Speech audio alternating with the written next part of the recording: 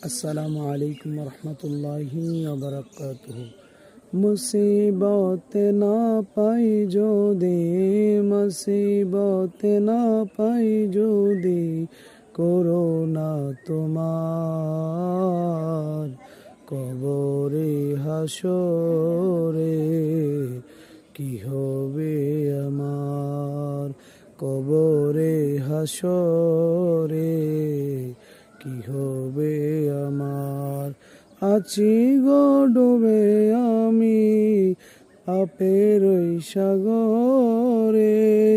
না জানি কি হবে ওপারে হাসরে তোমারি সুপারিশ বিনে তোমারি সুপারিশ বিনে কেমনে হব পার কবরে হাসরে কি হবে আমার মুসিবত না পাই যদি করোনা তোমার কবরে হাসরে কি হবে আমার।